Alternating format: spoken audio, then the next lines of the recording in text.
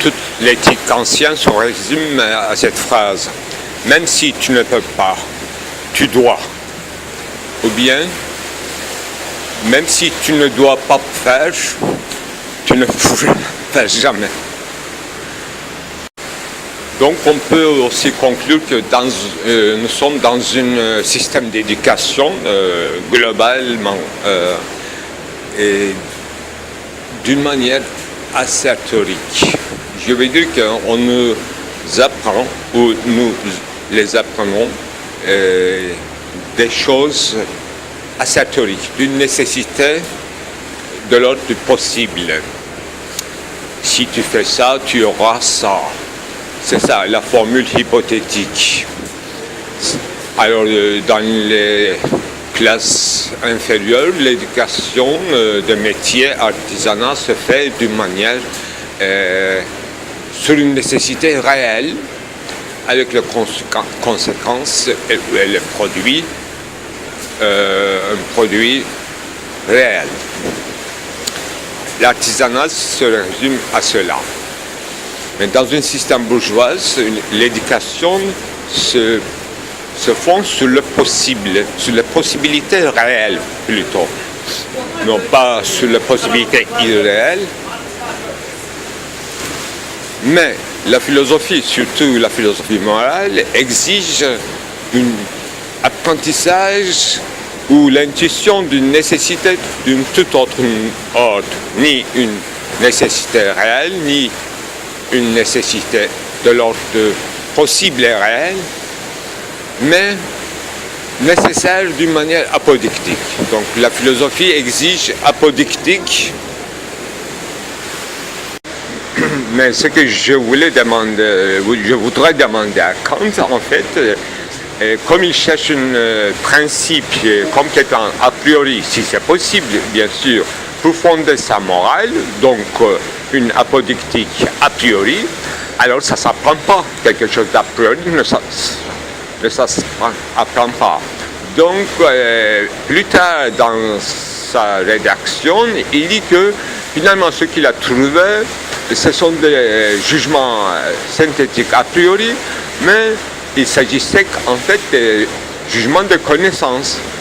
Ce que je voulais demander, est-ce que d'abord les préceptes moraux qui n'existent pas chez Kant, mais le jugement d'ordre apodictique, est-ce que ça s'apprend comme les connaissances de synthétique a priori? Qu'est-ce que ça veut dire ici synthétique? Pourquoi la conséquence de Kant n'est pas une apodicticité a priori, mais inclut quand même un rapport avec le monde phénoménal.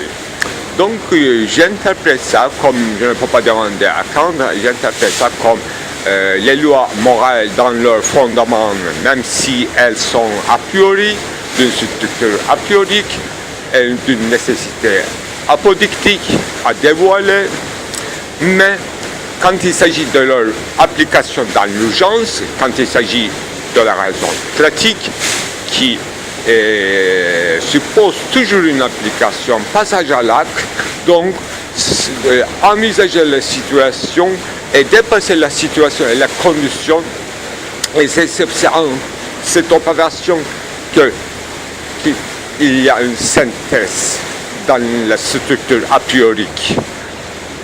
Sinon, cette nécessité a priorique serait de l'ordre intelligibilus ou Dieu, ou bien volonté divine, ou bien le bien suprême en soi, ou l'idée platonicienne, ou bien ça pourrait rester comme un simple vœu pieux, sans passage à l'acte. Donc synthétique, ça revenir sur terre de la morale et bien sûr, ça va soit revenir aux conditions non pas à accepter mais à dépasser ou bien peut-être pousser à ses limites.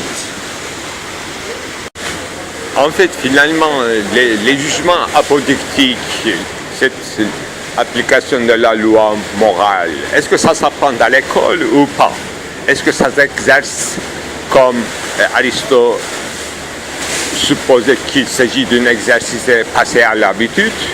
Voilà. Est-ce que c'est le lieu de l'école? C'est le lieu propre, c'est l'école ou l'université ou n'importe quelle institution.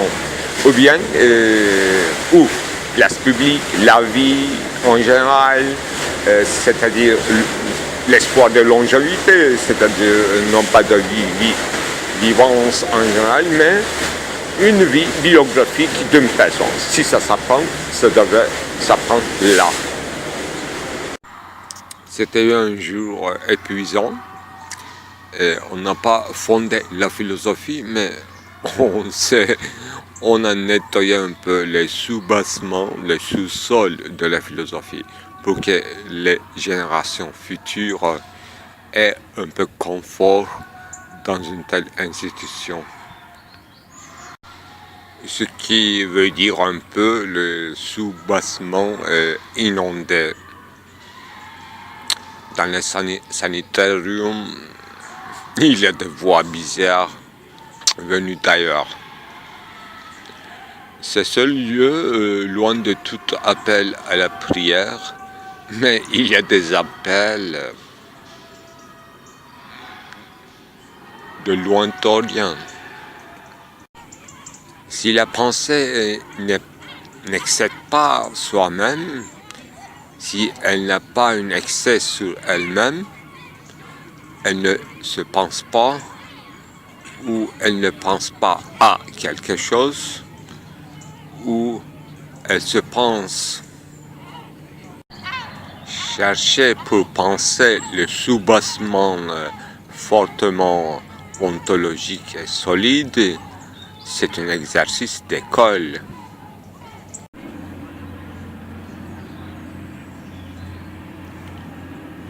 Des lointains venus.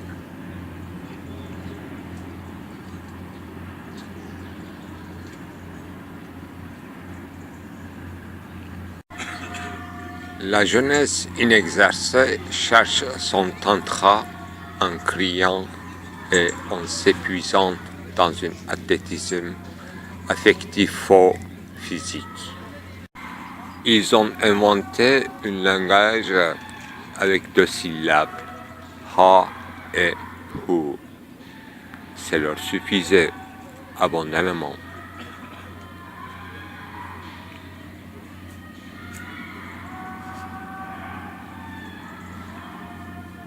Il paraît qu'il y a 2 castes qui se répliquent dans le champ, affectivement athlétique.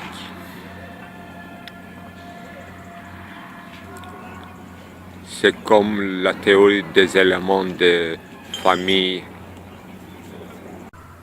Pourquoi James Joyce s'intéressait à Shem et Shum dans l'Ulysses? Pourquoi ou pourquoi pas Hum?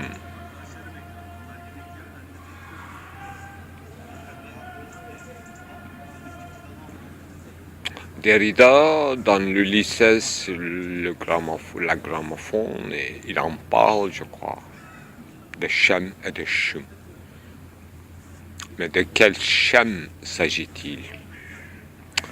J'ai vu dans le dictionnaire aujourd'hui le mot bent, c'était inclination, mais en même temps une sorte de Shem. C'est très bizarre. Pour comprendre l'inclination naturelle comme Shem, peut-être un Shem kantien, une sorte de schématisme. Ce n'a pas de donation originaire, mais le sacrifice établi comme Shem. Heureusement, ils n'ont pas l'obligation d'être convaincants. Ils ne persuadent personne. Ils ne parlent pas, ils crient. Ils prient, peut-être? Non. C'est un sport alien dont les origines peut-être authentiques, mais ça servait à autre chose seulement. Qui sait, les arts martiaux servaient à quoi, au fond?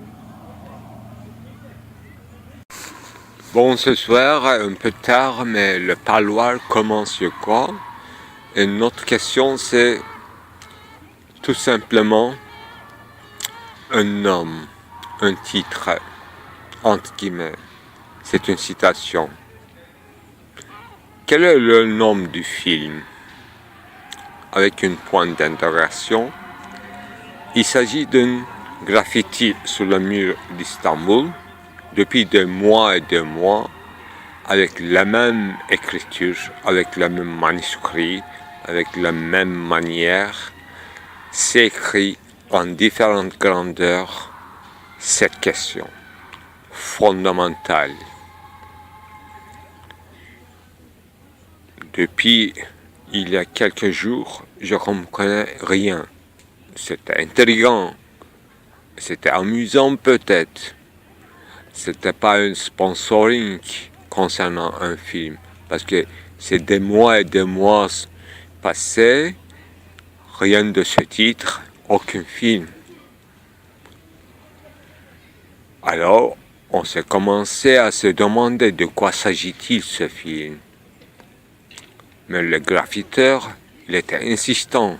Il continuait dans chaque endroit bizarre, posait en graffiti ou en anagramme cette question devenue fondamentale pour lui, en évidence, et pour moi, de toute évidence. Au départ, je passais en lisant ou en faisant semblant de lire. Sans s'apercevoir, on apercevait cette question fondamentale. Quel est le nom de ce film? Filmin adı ne? Quel est le nom, quel est le titre du film? Il voulait absolument savoir le titre, la signification générale, dans laquelle se réunissait un certain nombre de séquences. Mais il posait cette question dans une ville précise. Il posait à Istanbul. C'était une question à Istanbul, au Istanbuliot. Peut-être. Il exigeait une réponse. Aucune réponse n'est écrite en graffiti ni en anagramme. La vie continuait à se couler. Cette question persistante continuait, sans avoir aucune réponse. Jusqu'avant hier, je me suis réveillé devant cette question fondamentale, duquel je ne comprenais rien. Avec une attention flottante, en passant vite de ces lieux vides, j'ai compris l'essence de la question. Il s'agissait de nous, ce personnage inconnu, présumé que nous étions tout en vivant, étaient des acteurs d'un scénario, et nous vivions non pas dans une ville, mais dans un décor. Il y avait une affaire dans cette ville, et dans lequel il se passait un certain drame, mais la signification et l'orientation étaient inconnues. Il voulait absolument savoir le titre exact de ce film. Il n'avait aucune réponse. Il insistait sur la question. Il a tant insisté, j'ai trouvé la réponse. Il s'agissait de nous. Il nous eût jugés et regardait nous en face. Il jugeait en face et nous regardait en face sujet. C'était écrit en mur. C'était écrit dans les songes de Daniel. C'était écrit sur le muraille de ville. C'était écrit dans les castels de ville. Et le roi a demandé. Il a fait amener les prédicateurs les interprètes de songes. Il était inquiet, il se sentait dans un songe. Il voulait savoir de quoi s'agit-il ces anagrammes sous les murs de Babel. Daniel est amené devant le roi Vivan.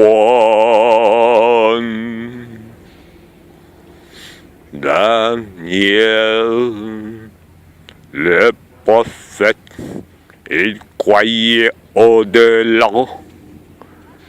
Il est venu difficilement après tant de prédicateurs devant le roi vivant de ce temps.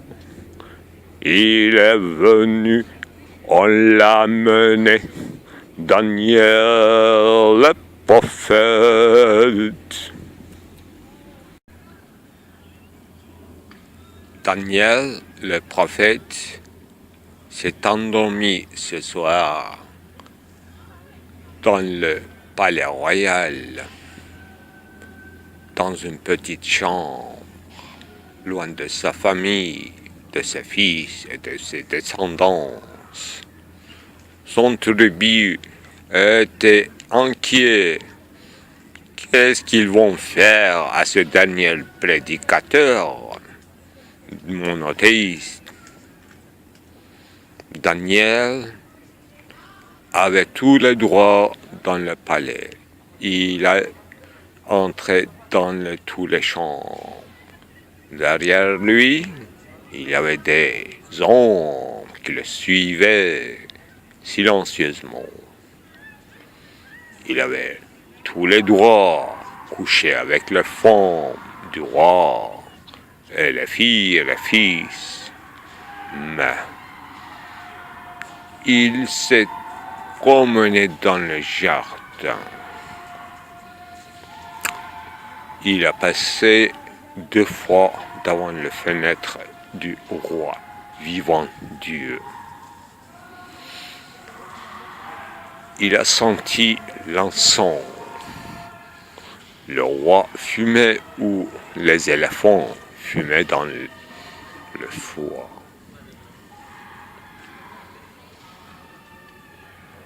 Quand tout le monde s'était, Daniel vit dans l'éclairage du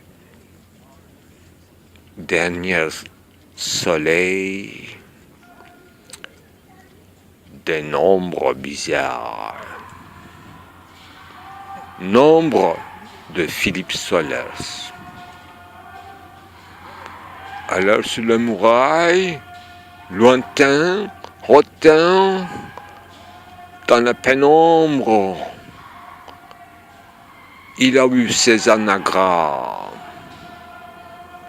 Tekel, Menel ou Farsi.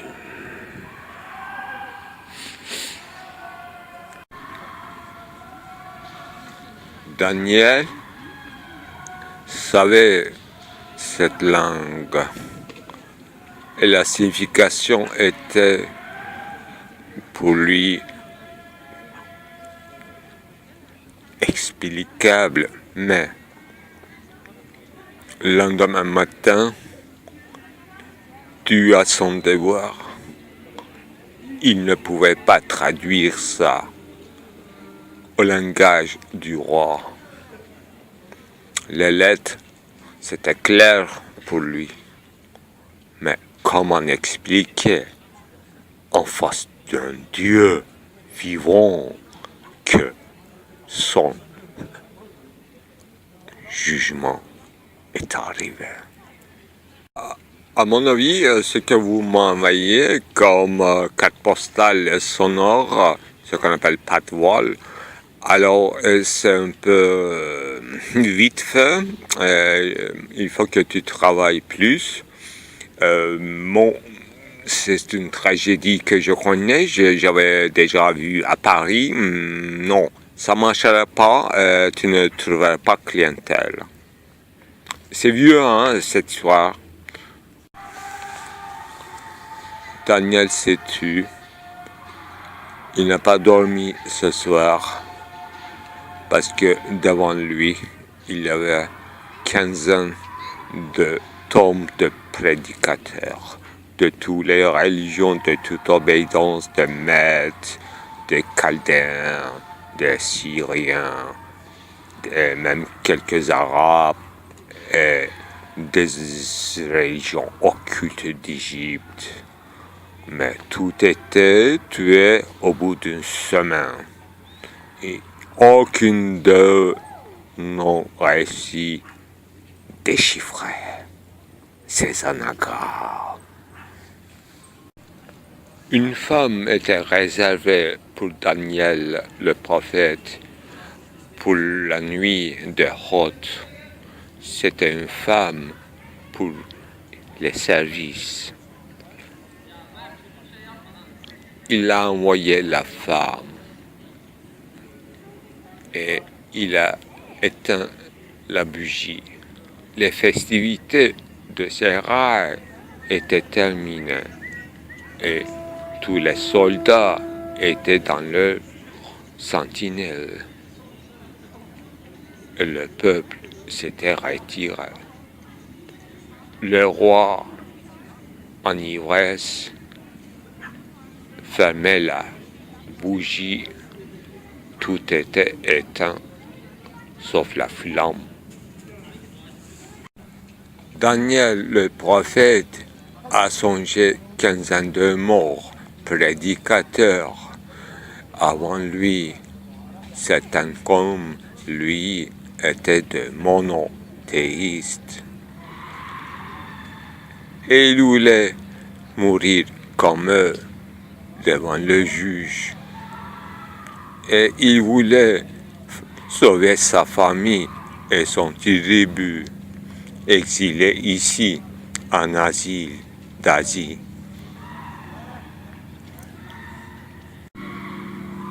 Comme il a la science d'hypocrisie et d'anamagarati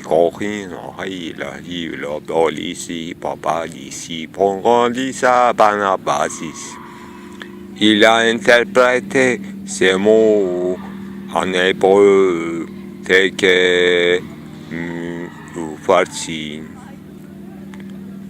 Tu vas mieux, tu seras chéri, mon roi. Daniel le prophète est un villageois, mais il était le prédicateur un peu bourgeois. Mais les hellénistes de hébraïque, ils savaient de quoi s'agit-il. Ils ont dit, le Daniel, le prophète, c'était un faux prophète. Les Hébreux, ils se sont émergés contre lui et contre les rois. Ils ont fait une sorte de pharisianisme. Mais la fillette réservée pour Daniel le roi, c'était d'un juif. Elle est allée à la maison de la famille. Elle a raconté toute l'histoire de Daniel. Son père venait d'Abraham. Et elle s'appelait Elisa. Daniel, elle était tout ignorante de cette situation. Il y avait des beaucoup de prédicateurs, le prophète, qui en savait plus que Daniel, le prophète. Daniel a compris que sa fin proche. Il a rêvé de cette fille qu'il a dénommée Daniela. Il a compris que sa famille était dignitaire, mais elle était déchue dans son tribu. Parce que son père, il avait choisi hétérodoxie.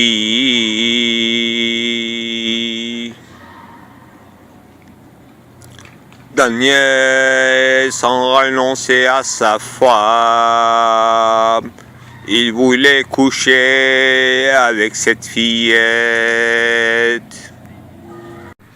Mais je vous avais écrit que vous devriez écrire une tragédie, non pas un scénario pour un film de Hollywood quand même. C'est même pas Hollywood, c'est Bollywood. Mais ce qu'on a réservé pour nous, en fait, comme studio, oui, et les acteurs de Peplum, c'était ça, en fait, les éléments que nous avons pour la tragédie actuelle. Ce n'est que ça. On ne peut pas faire mieux quand même. On ne peut pas faire numérique, des images synthétiques, des caricatures quand même, non? On restera humain quand même, non? Oui, mais les Japonais quand même font des bandes dessinées de très bonne qualité, mais s'il ne s'agit pas de Bible, ou bien vous transformez, vous changez le nom, vous faisiez une histoire de, je ne sais pas, Marie et Daniel, en fait, mariés déjà depuis longtemps, en fait. Il faut qu'il y ait quelque chose de convenable dans votre histoire. Cette prédication, c'est pas du tout convaincant pour moi.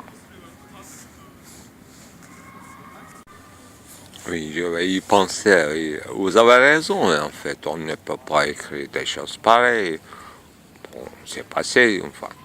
Ça s'écrit rien, il n'y a pas d'anagramme, tout est couleur.